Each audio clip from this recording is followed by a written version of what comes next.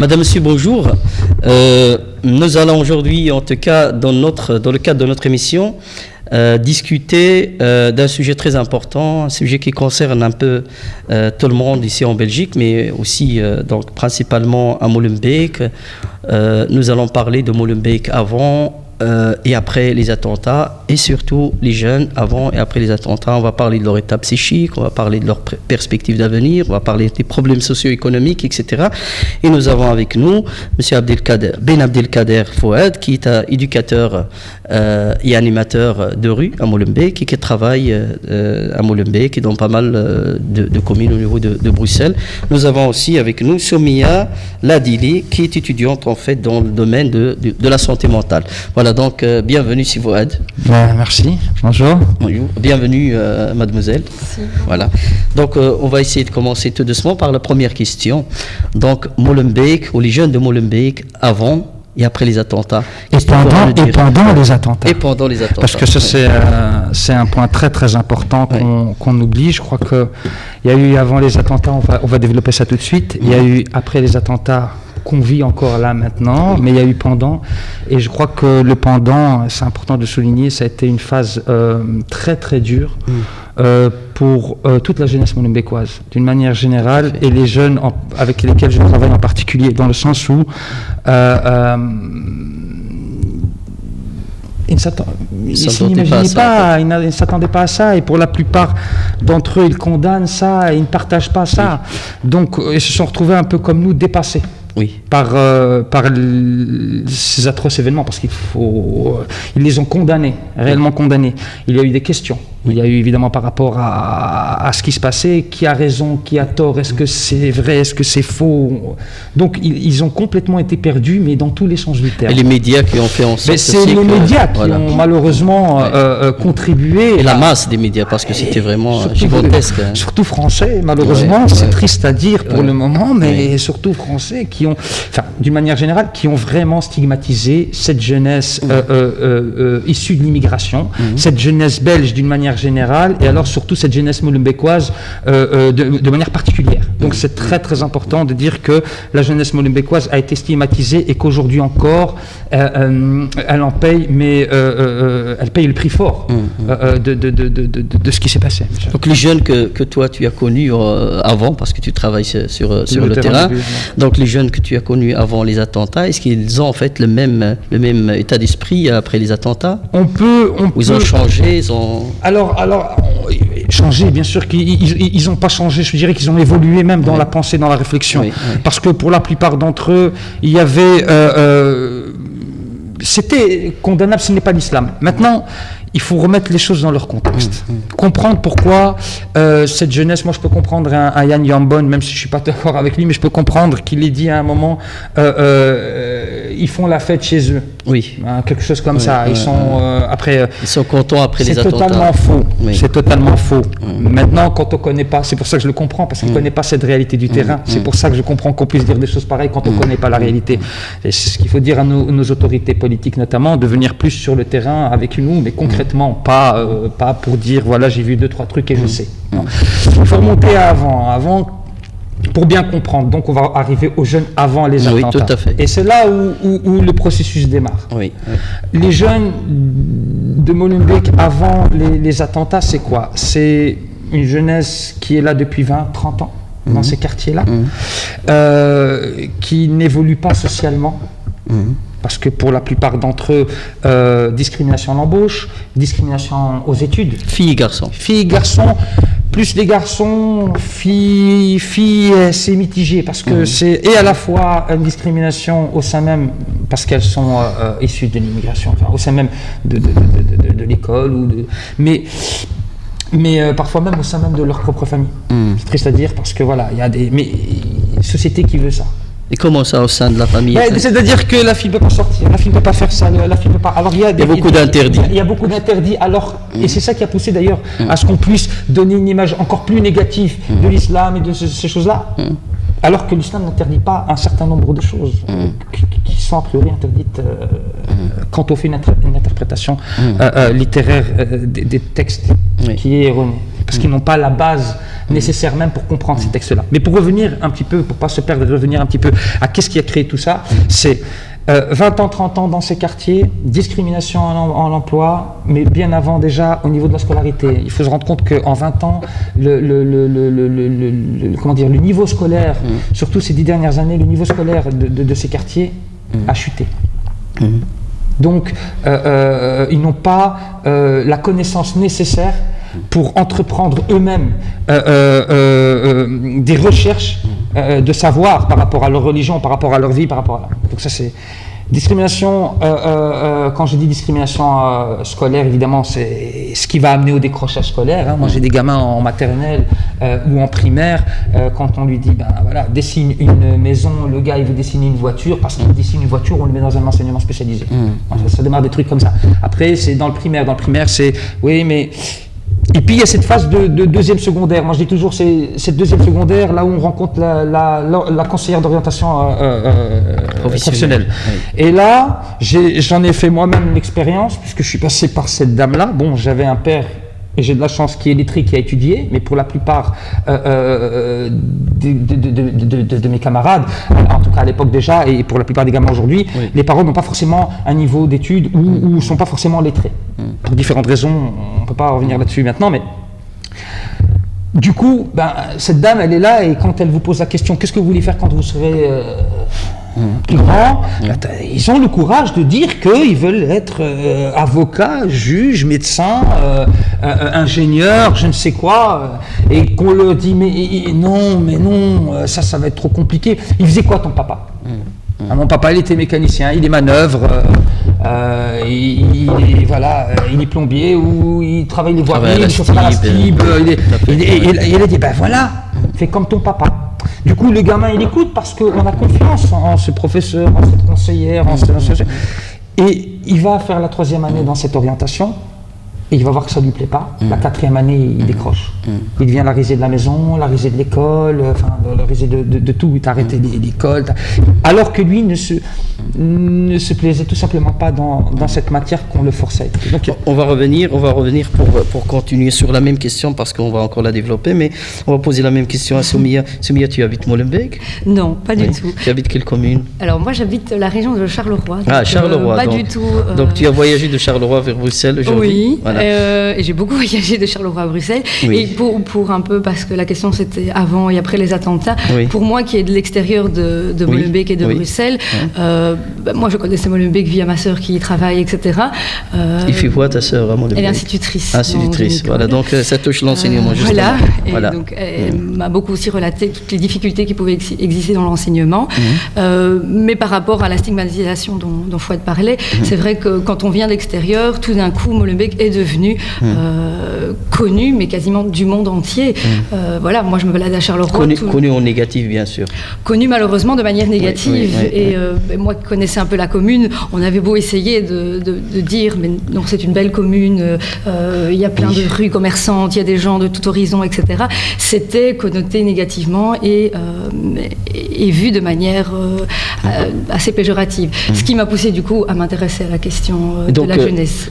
Actuellement, donc, tu es en train de suivre une formation en santé mentale. Exactement. Voilà, une formation universitaire. Universitaire en santé mentale, où je suis amenée à faire une recherche donc, anthropologique, donc ce qui est pour étudier le comportement des jeunes, etc., et voir quelles sont les causes ou les conséquences qui poussent en tout cas ces jeunes en fait à... Et en fait, j'en avais un peu marre de lire des choses très théoriques, que ce soit sur la radicalisation, sur les jeunes, et je me suis dit, il faudrait peut-être une recherche de terrain. Donc moi, mon boulot consiste à me balader dans la ville, à observer, à discuter avec des gens comme vous, comme Fouad, et au final à arriver à discuter avec des jeunes pour avoir leur discours et leur regard sur leur vie, sur leur ville, l'école, sur un tas de choses.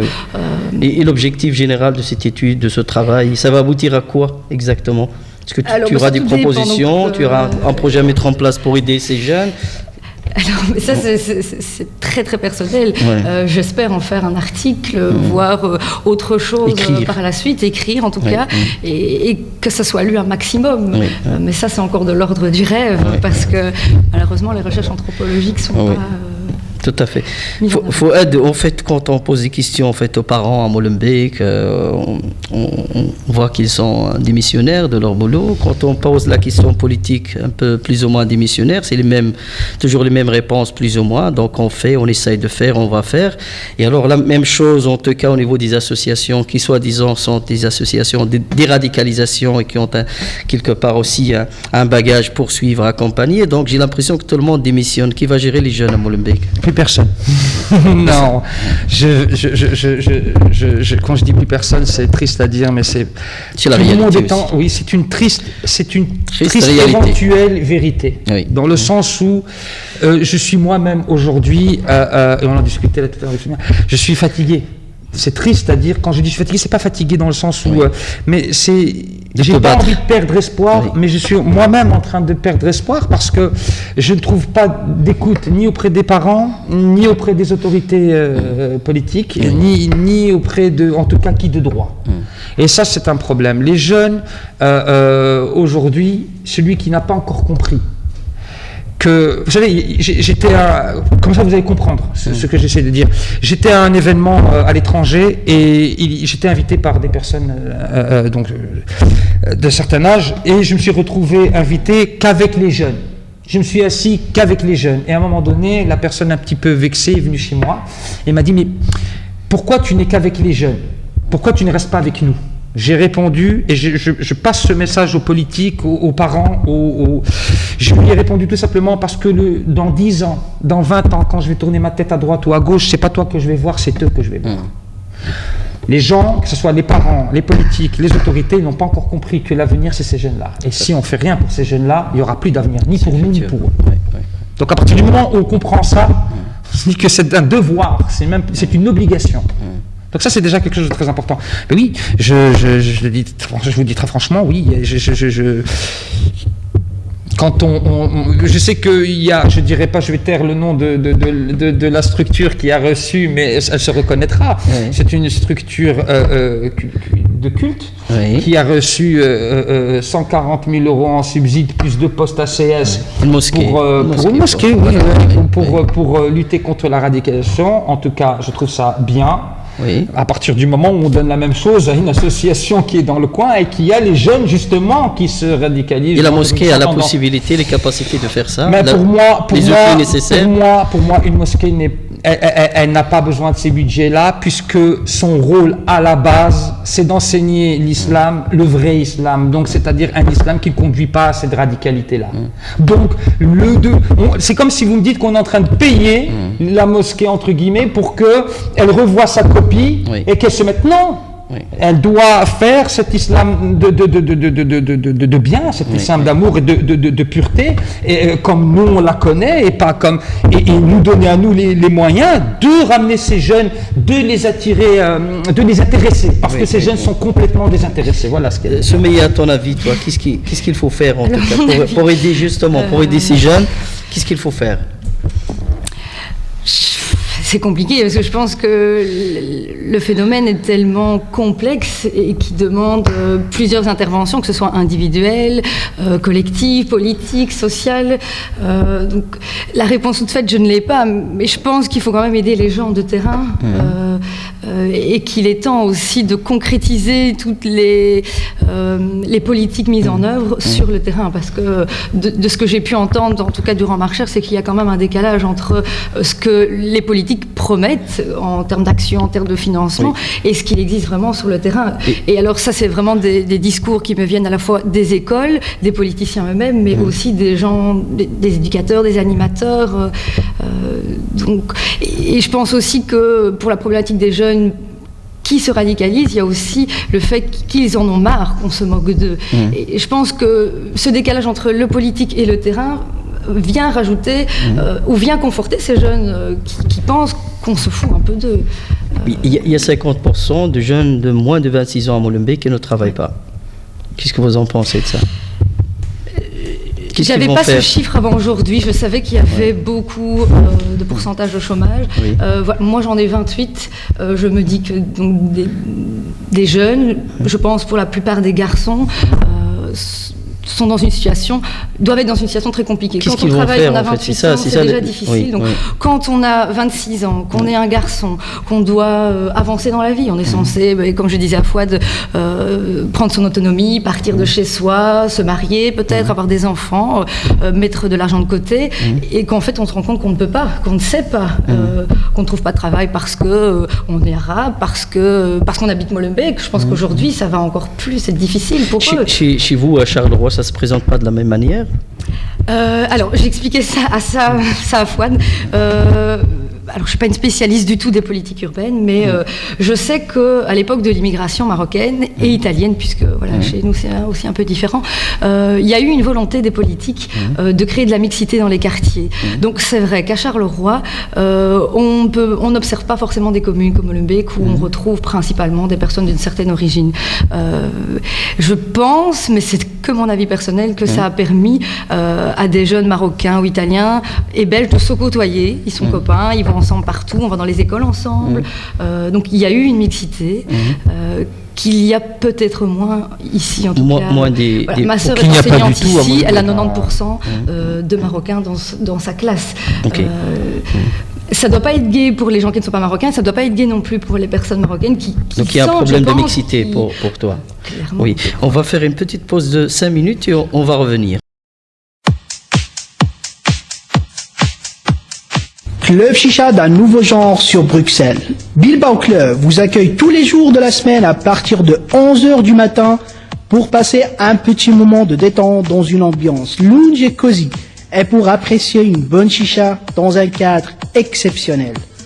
Live music, micro libre, food direct et environnement spécial pour la réussite de votre soirée. Anniversaire, karaoké, soirée dansante, soirée de société et plusieurs autres. Tous les soirs, notre DJ vous fera voyager avec des sons venus d'ailleurs pour le plus grand plaisir de vos oreilles.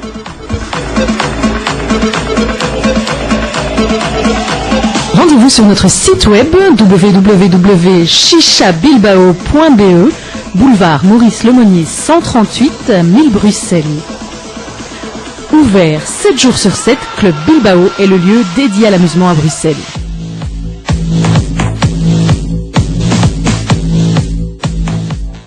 Donc, madame, monsieur, on revient à l'antenne en tout cas pour continuer notre émission. Donc, Soumaïa a parlé tout à l'heure de la mixité, dit qu'il y a un problème de mixité. Ben, justement, c'est un problème de mixité. Alors que, par exemple, à Molenbeek, on parle de l'action interculturelle, de la médiation interculturelle, de la communication interculturelle, les projets que la commune met en place justement pour essayer de créer des interactions avec des personnes. Il y a plus ou moins 105 nationalités à Molenbeek. Comment ça se passe alors qu'il y a un problème de mixité? Moi, j'ai un jeune qui m'a posé la question, il a 11 ans. Oui. Je racontais là tout à l'heure ça a soumis parce que c'est la chose la plus flagrante qui m'a frappé. On était à Gand. Donc, on a fait une sortie, on les a amenés à Gand. C'est la première fois qu'ils allaient à Gand, ils ne connaissaient pas cet endroit-là. Ils m'ont dit « Waouh !» Et ok, on s'est assis, on a passé une après-midi et le gamin m'a dit « 11 ans.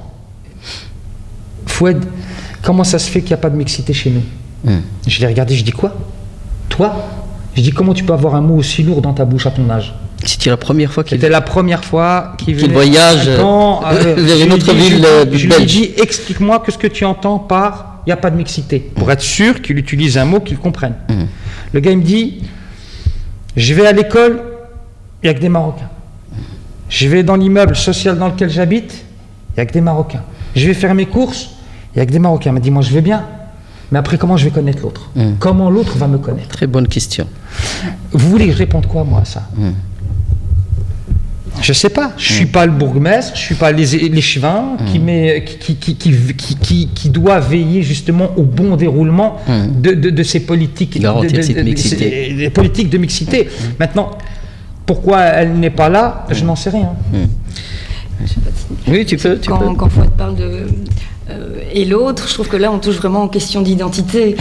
Donc on peut même se dire que s'il n'y a pas assez de mixité, on n'arrive pas à avoir l'image qu'on devrait recevoir, puisque l'autre nous permet d'être aussi nous-mêmes.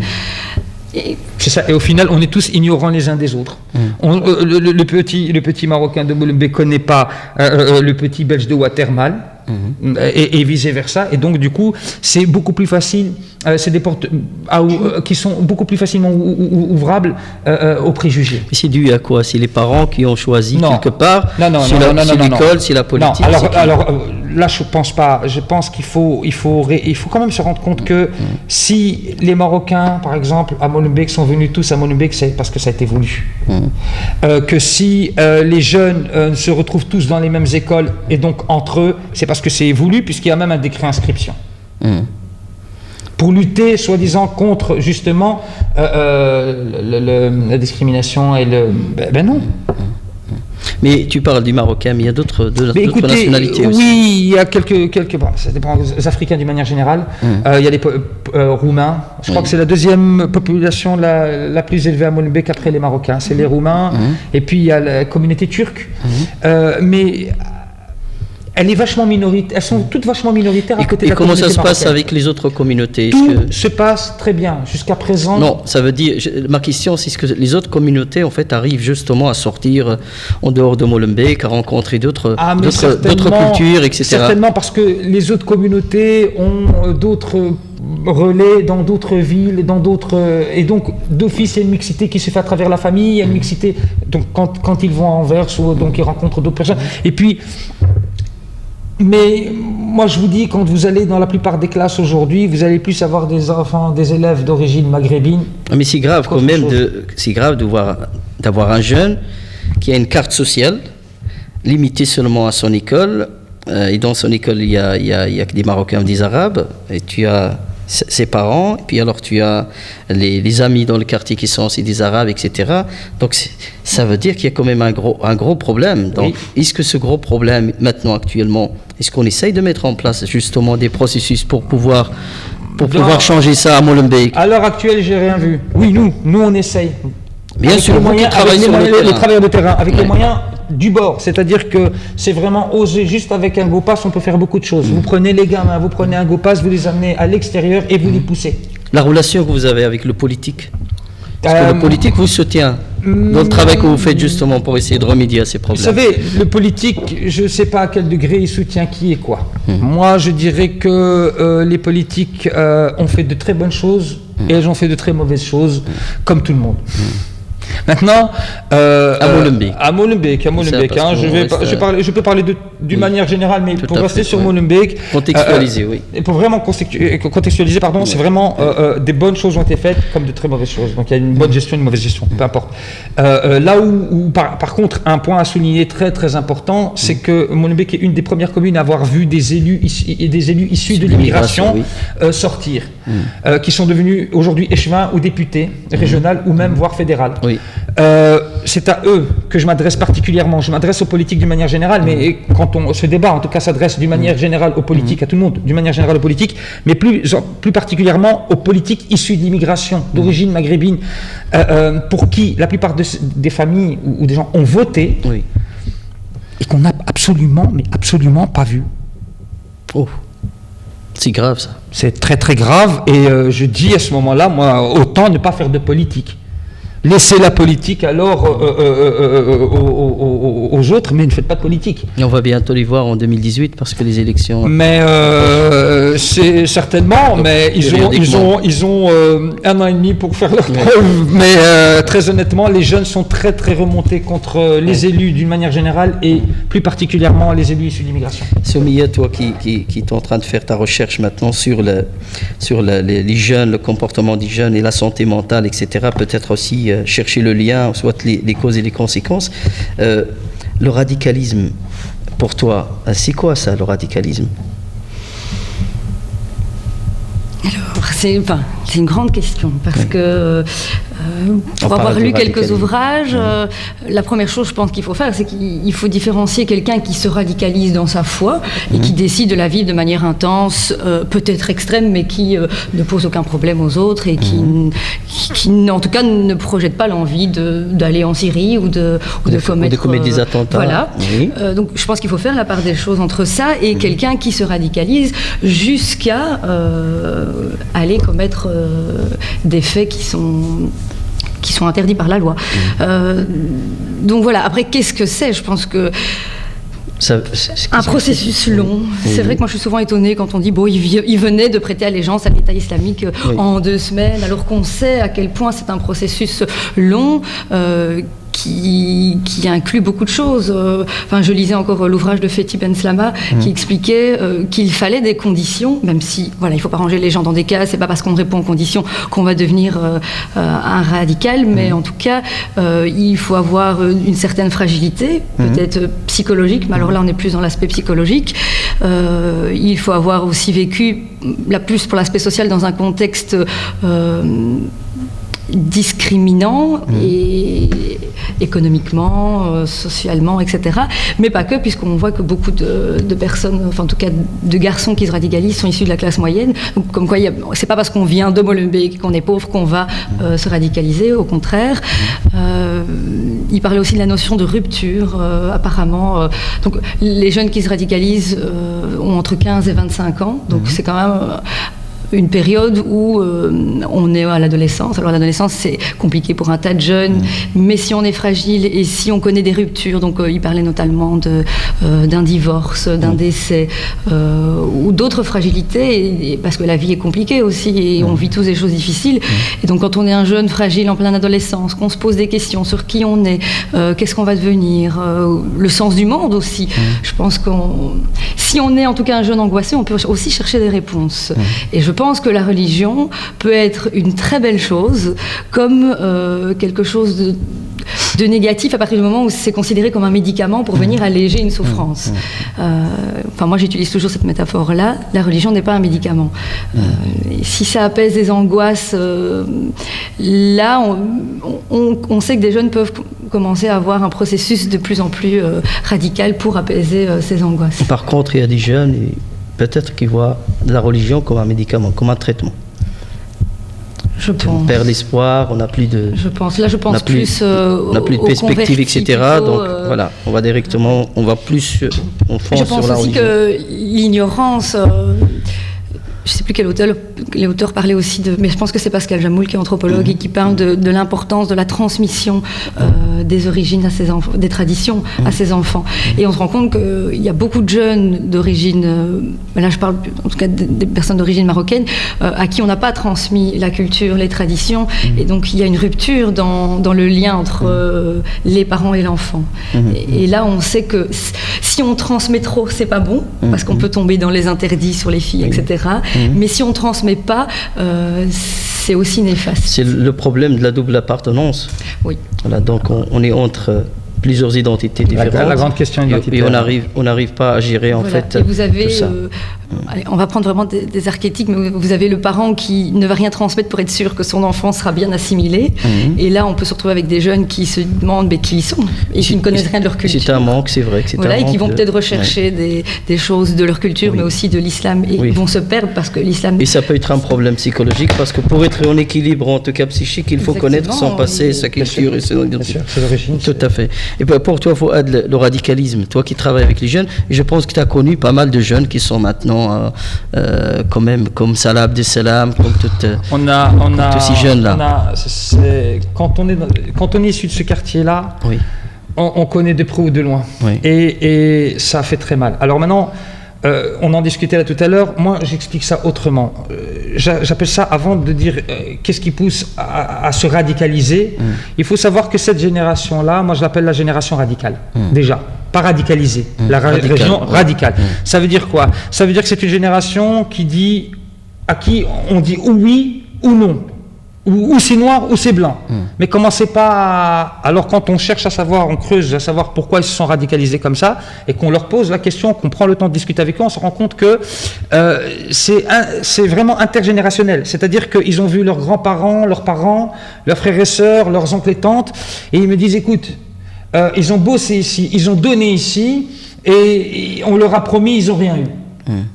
Eh ben moi, je vais pas me faire avoir. Mon dû, je vais l'avoir. Donc déjà, ils ont cette optique-là. Ils ont des droits qu'ils n'ont pas. Mais il y a 400, tu parlais des Marocains, il y a 450 000 Marocains en Belgique. Donc, ces jeunes qui ont commis ces attentats, c'est vraiment une minorité, mais c'est même pas il faut même pas dire marocains ou ceci ou cela, parce que ça aussi c'est quelque chose que j'aime bien. On dit marocains quand ils font des attentats et quand ils gagnent. Non, parce que tu as beaucoup parlé des Marocains. Oui, mais quand ils gagnent la Coupe d'Europe, non, mais quand ils gagnent la Coupe d'Europe de football, on dit c'est des Belges. Donc Fellaini c'est un Belge quand il gagne et l'autre c'est un Marocain quand il se fait péter. Stop. Ce sont tous des Belges. Ils sont nés ici. On est tous des Belges. Il faut être fier d'avoir une double culture, une double nationalité, une double tradition, c'est une richesse. Mais on est belges. Ils sont nés ici, ils sont belges. Donc ça, c'est déjà une chose. Comme ça, c'est clarifié tout de suite. Pour moi, il n'y a pas de... Maintenant, sur la diaspora marocaine, c'est clair que c'est une infime minorité qui est partie, qui s'est jetée dans Maintenant, je disais, c'est ou blanc ou noir, ou oui ou non, et ça, c'est un paramètre très très important, parce que comme ces jeunes avaient pour objectif peut-être d'avoir un job, de fonder un foyer, d'avoir une situation normale, qu'on puisse ne fût-ce qu'être fier d'eux, quoi. Vous savez, c'est un minimum pour un être humain, d'avoir un minimum de reconnaissance. Hein? Quand ils voient qu'à 25, 26, 28 ans, ils sont pas reconnus quand ils discutent avec eux, avec ces jeunes. Il y a peut-être que des gens comme moi, comme Sonia, peut-être comme toi, qui en leur donnant juste le temps, en prenant le temps de discuter avec eux, de les écouter surtout, parce que c'est pas le but de parler seulement, c'est de les écouter, de les entendre et de les écouter. Justement, à ce moment-là, ils se sentent exister. Je rebondis sur ce que tu viens de dire. Il y a une politique sociale à Molenbeek, donc il y a quand même pas mal d'associations, il y a pas mal d'organisations, il y a pas mal de clubs de sport, etc. Donc, c'est compliqué. Est-ce qu'on ne répond pas aux besoins de ces jeunes? On les écoute pas? Non, parce que non. Et je vais lancer un pavé dans la mare, n'ayons pas peur des mots. Peut-être que la seule association que je dirais qui est valable à part, moi je travaille avec Avicenne, c'est vrai que c'est une association qui existe déjà depuis 35 ans. Il y a le foyer. Le foyer molenbeekois. Donc, qui est vraiment une véritable institution. Mais pour le reste, moi, à partir du moment où vous me dites tout ce qui... À partir du moment où une association a un encartage politique, c'est foutu. Il faut que les politiques commencent à comprendre une bonne fois pour toutes que le tissu associatif ne doit avoir aucun encartage politique. Comment tu peux évaluer, en tout cas, le travail des autres associations? Parce que on ne sait pas l'évaluer parce que qui donne les fonds? C'est les politiques. S'ils ont un encartage politique, c'est qui contrôle? C'est les politiques. Mais quand l'association elle est dans le giron d'un parti ou d'un autre, mais qu'elle est dans le giron d'un parti politique, elle est protégée. Mais est-ce que qu'on gère bien ou qu'on gère mal? Est-ce que ces jeunes sont vraiment à l'intérieur des institutions? Ils sont suivis vraiment à l'intérieur des associations? On les voit souvent à l'extérieur, etc. Donc ils n'ont pas vraiment leur place à l'intérieur des institutions. Moi, quand je me promène dans notre quartier, chez nous, Brinfo, rue Ransoir, Brinfo, moi, quand les jeunes viennent, quand ils rentrent, ils rentrent. C'est pas pour ressortir et compagnie. Il y a des activités qui sont mises en place il y a des accueils libres qui sont mis en place et il y a du temps qu'on donne. Mais c'est vrai que quand je me promène dans le quartier, il y a un parc qui est mis à côté d'une maison de jeunes et je vois tous les gamins. La maison de jeunes est vide. Et qu'est-ce qu'ils font là-dedans? Allez savoir, moi je ne sais pas. Dans la rue, comme ça. Ah non, mais justement. Alors qu'il y a beaucoup de maisons de jeunes. Alors ils sont en train de regarder dans certains coins la deal, dans d'autres coins ils sont en train de perdre leur temps. Il y a certaines mamans qui ont démissionné, qui sont assises à longueur de journée dans les parcs. Là aussi je dis aux mamans, arrêtez de déconner. Faut arrêter, vous êtes des mères de famille, voilà, à 19h, c'est plus... Voilà, il faut plus se sortir dans le parc, là, il faut prendre les enfants, le lendemain il y a l'école. Les mamans et les papas aussi. Les papas sont dans les cafés. Moi j'ai une habitude, j'ai arrêté un peu parce que je suis fait quand même un peu engueuler, mais je rentrais dans les cafés marocains en disant, les cafés de chez nous, en disant au papa, vous foutez quoi là? Vous avez des enfants, ils vont à l'école, Oui mais, alors certains me jetaient la pierre, d'autres me disaient gentiment, on sait ni lire ni écrire. Oui mais d'accord, mais alors au lieu de rester dans le café là assis, va faire un cours de promotion sociale et va apprendre à lire et à écrire. Et même si tu ne sais pas aider ton fils, mais que ton fils devra aller à l'école en cours du soir, d'office qu'il va s'attacher à ses cours. Tu sens qu'ils ne sont pas vraiment motivés à suivre une formation? Du tout. Maintenant, après, parce qu'il y a la phase après l'attentat. Tout à fait. C'est quelque chose qu'il faut développer. On va y arriver. Voilà. On va y arriver. Mais tout ce que tu es en train de décrire est très important. Avant, pendant, ils n'avaient pas tout ça. Il n'y avait pas forcément cette motivation, puisqu'ils étaient dans l'acceptation de toute façon, j'aurai quand même pas le job que je veux, et de toute façon, ils sont quand même racistes, et de toute façon, ils vont quand même me discriminer, et de toute façon, ils sont déterministes, quoi. Mais, à un moment donné, c'est une paresse naturelle. Quand on a été discriminé ou quand on a vu les anciens se faire discriminer, ça devient une paresse naturelle, et vraiment une paresse naturelle de penser ou d'aller plus loin. qu'il n'y a plus de perspective, il n'y a plus rien, donc on reste comme ça. Et donc, puis ça s'assombrit, la vision qu'ils ont du futur s'assombrit. Et comment voulez-vous arriver, alors qu'il y en a plein avant nous qui ont donné des promesses à ces jeunes et à la génération avant, comment vous voulez arriver avec quasi que dalle, leur dire oui, écoutez, non, ça ne marche pas. On va demander à Soumia, tu voulais intervenir? Oui, alors je ne veux pas prendre la défense des pères, mais c'est vrai que j'aime bien essayer de comprendre qu'est-ce qui fait que on a des pères qui démissionnent ou des mères. Il faut quand même savoir qu'on est passé d'une société où les pères avaient du travail, étaient l'homme qui ramenait l'argent à la maison et qui assumait sa famille. Aujourd'hui, c'est plus le cas. Il y a des parents qui n'ont pas travaillé pendant 30 ans, qui sont au chômage. Et je pense que l'homme, avec tout ce que ça implique comme caractéristique, l'homme qui doit assumer, qui n'y arrive plus, face à ça, soit ose franchir ce problème et assume, mais c'est compliqué, ou fuit et déserte sa maison, et peut se retrouver dans les cafés avec d'autres hommes, et alors retravailler de nouveau son identité en tant qu'homme, etc. Alors que c'est pas une solution, il faudrait essayer de trouver comment les ramener à la maison, mais en tout cas on peut comprendre la logique qu'il y a de je ne sais plus assumer ma famille et je me sens extrêmement inférieure et donc je fouille la maison. Et parfois les parents démissionnent, donc ils n'ont plus rien à faire en fait, ils n'ont plus rien à proposer. Je ne sais pas si les parents démissionnent parce que il y a des parents vraiment. Sur le côté, donc moi je travaille dans l'accrochage scolaire avec des jeunes. Il y a beaucoup de parents qui démissionnent. On a aussi souvent ce discours, les parents démissionnent. Je pense que les parents veulent le meilleur pour leur enfant et puis peut-être que quand ils sont confrontés à la réalité... Quand ils sont fatigués, ils ont plus de... Il n'y a plus personne qui est pour les idées, etc. Mais à côté de ça, je pense qu'ils n'attendent que ça, de l'aide. Mais Fouad le dit, voilà, tout le monde a démissionné. Donc si tout le monde démissionne, comment le parent peut espérer aussi, lui qui compte sur l'école, lui dont l'enfant est quasiment tout le temps à l'école. Donc tout à fait. voilà, s'il n'y a pas tout le réseau autour qui s'active... qui travaillent ensemble justement pour... tout à fait. Et alors maintenant on arrive à la phase après l'attentat. La phase après, c'est après le choc. Comment parce que c'est d'abord le choc émotionnel. Ça a été vraiment un choc. Je crois que on a vraiment perdu tout sens d'orientation. On a été complètement déboussolé pendant au moins un bon mois. D'abord parce qu'il venait de se passer. Je parle déjà de novembre. D'abord parce qu'il venait de se passer, puis par la manière dont ça a été traité, d'une part par les médias, et d'autre part par les services de justice, les enquêteurs et ainsi de suite. C'est-à-dire que le quartier était vraiment... Si tu parles d'après les attentats de Paris. Après les attentats de Paris, mais à Molenbeek, puisque c'était mais vraiment... Et c'est là que ça a démarré d'ailleurs pour Molenbeek et les jeunes. Après la gifle, parce que c'est une sacrée gifle, vous allez à Molenbeek encore maintenant, les visages sont aigris, c'est moche. Les gens n'ont plus le moral. Je parle des anciens, je parle même pas encore des jeunes. Donc c'est encore pire qu'avant. Et les jeunes, aujourd'hui, la seule chose qui a changé pour eux, c'est que la discrimination qui n'était pas justifiée avant les attentats, aujourd'hui, l'est devenue. Sous prétexte que ce sont des jeunes issus d'immigration qui viennent de 2080, blablabla, eh bien, les CV sont mis en suspens. On n'engage pas. À 1080, oui, on va voir ce qu'on peut faire. Au bac. Tout ce qui est 1080. Tout ce qui est 1080, alors ça va. Il y a des sociétés étatiques qui appartiennent au CPS, qui appartiennent à la ville, qui appartiennent aux communes, à la région, qui engagent en article 60, donc pour donner moi j'appelle ça un faux espoir, je suis désolé parce que c'est un contrat d'1 an, un article 60 à un jeune en disant voilà tu vas travailler comme ça, tu as tes droits, donc il va travailler 1 an, il va avoir 3 mois de chômage, après il retourne dans la même galère. Donc c'est pas des choses concrètes. Sinon, engager, non. Inviter la porte-parole de la STIB et demander lui s'ils engagent encore du 1080. Plus de Molenbeek. Pour l'instant, moi je vis avec ces jeunes me reviennent là en me disant, mais en rage, écoutez, je rends hommage à un des jeunes que j'ai vu hier. Il a passé le 20 juillet ses examens chez les chasseurs ardennais, l'armée de terre belge. Vous savez c'est quoi la moyenne chez les chasseurs ardennais? Entre 8 et 12 sur 20. Il a 18 sur 20.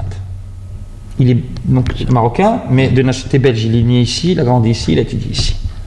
18 sur 20. 20 sur 20 en cognitive, les tests cognitifs. C'est du jamais vu. Le gars, on lui a pas, et j'espère qu'il y a quelqu'un de l'armée qui m'entend, parce que le gars, on lui a pas donné son refus. Et on ne lui a pas dit qu'on t'acceptait, on l'a mis en délibération. Comme ça, il n'a même pas le droit de faire un recours quand on va le refuser. Alors si ça, c'est pas de la discrimination, puis ça c'est un cas que j'ai vécu là encore hier récemment, mais on a le cas de l'institutrice qui avait rentré, on avait tous été témoins il y a 2 mois ou 3 mois, Julie ou je ne sais pas, donc elle avait rentré un CV avec son nom de maghrébine, et puis elle a envoyé quelques demi-heure ou 1 heure après, avec un autre, après avoir reçu une réponse négative, avec un nom occidental, et du coup elle a eu son job. Avec un CV moins chargé en plus. Donc stop, arrêtez de nous dire qu'il n'y a pas quelque chose qui ne va pas. Ça ne va pas. Arrêtez de nous dire que tout va bien ou que vous êtes en train de... Non, il y a une discrimination, c'est certain. Les Belges ne sont pas tous racistes, c'est pas vrai. Il ne faut pas commencer à rentrer dans cette... mais il y a quelque chose qui ne va pas. Ça, c'est certain. Maintenant, l'État est très mobilisé, donc il met pas mal d'argent pour essayer justement de lutter contre le radicalisme en Belgique, finance pas mal d'institutions, pas mal d'associations, etc.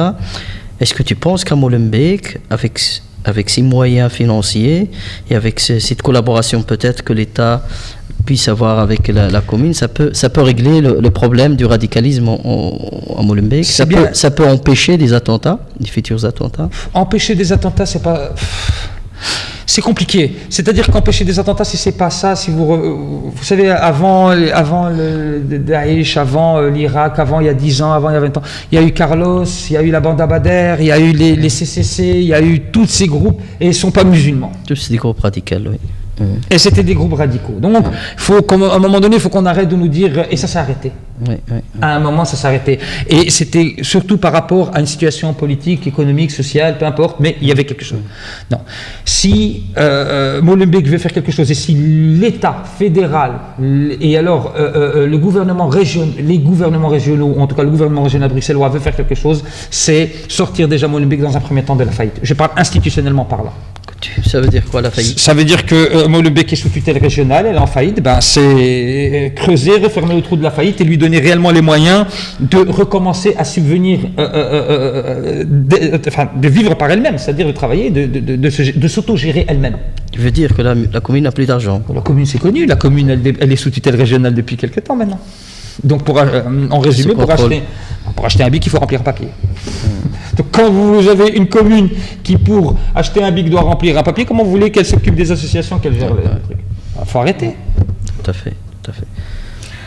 Tu voulais dire quelque chose? Mais pour ma part, je pense que oui, il y a des politiques contre la radicalisation. Maintenant, moi, je ne crois pas spécialement des politiques purement anti-radicalisation. Je crois que ça peut toucher n'importe quel jeune, et donc il faut faire des politiques pour les jeunes et pour tous les jeunes.